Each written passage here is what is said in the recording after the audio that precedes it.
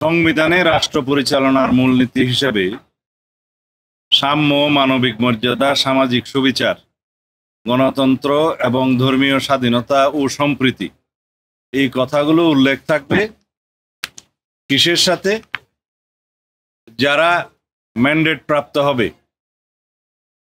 সংবিধানের রাষ্ট্র পরিচালনার মূলনীতি কি নির্ধারিত হবে সেটা তাদের উপরে নির্ভর করবে। অর্থাৎ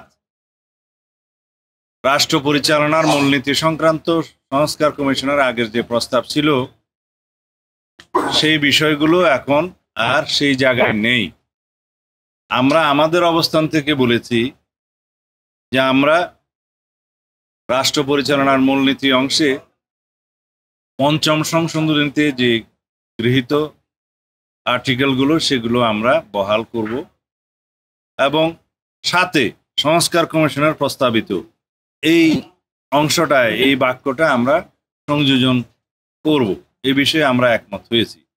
তবে এটা ঐক্যমত্য প্রতিষ্ঠা হয় নাই, কারণ সংবিধানের প্রস্তাবনা এবং রাষ্ট্র পরিচালনার মূলনীতিতে আপনারা জানেন রাষ্ট্র পরিচালনার মূলনীতি অংশে আর্টিকেল 8, 9, 10 এবং 12 সম্পর্কিত যেই প্রস্তাবটা আগে ছিল সেই প্রস্তাবে অংশে আমরা পঞ্চম সংশোধনীতে উল্লেখিত গৃহীত সেই আর্টিকেলগুলো প্রতিস্থাপন সহ এই অংশটি আমরা ধারণ করতে চাই। যেহেতু এই বিষয়ে কোনো ঐক্যমত্য প্রতিষ্ঠা হয় নাই, সেটা আজকের জন্য আবার পেন্ডিং রয়ে গেল। দ্বিতীয় বিষয় হচ্ছে আগের যেটা এনসিসি নামে আপনারা জানতেন, সেই এনসিসির ক্ষেত্রে আজকে একটি সংশোধিত প্রস্তাব সংস্কার কমিশনের পক্ষ থেকে উত্থাপন করা হয়েছে। তা হলো সাংবিধানিক ও সংবিধিবদ্ধ প্রতিষ্ঠানের নিয়োগ কমিটি।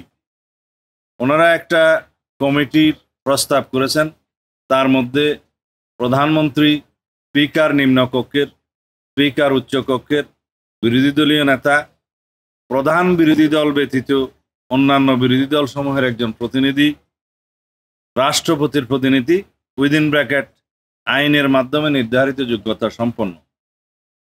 7, প্রধান বিচারপতি কর্তৃক মনোনীত আপিল বিভাগের একজন বিচারপতি। 7 জন দাঁড়ায়। এই কমিটি সাংবিধানিক ও সংবিধিবদ্ধ প্রতিষ্ঠানের নিয়োগ সংক্রান্ত এবং অন্যান্য যে পাওয়ার অ্যান্ড ফাংশন আগে উদ্ধৃত ছিল তার মধ্যে 2টা বিষয় ওনারা বাদ দিয়েছেন। সেটা হচ্ছে 3 বাহিনী প্রধান এবং অ্যাটর্নি জেনারেলের নিয়োগ এই কমিটির আওতাভুক্ত থাকবে না। কিন্তু আমাদের কথা হলো এই যে সংবিধানে নতুন একটা বডি বা নতুন একটা কমিটি সংযুক্ত করতে চাচ্ছেন, সেই বিষয়ে আমাদের পরিষ্কার কথা হলো আমরা চাই রাষ্ট্রের সাংবিধানিক প্রতিষ্ঠান এবং সংবিধিবদ্ধ প্রতিষ্ঠানের মধ্যে সবগুলো নয়, সংবিধিবদ্ধ প্রতিষ্ঠানের মধ্যে উল্লেখ করেছেন দুর্নীতি দমন কমিশন।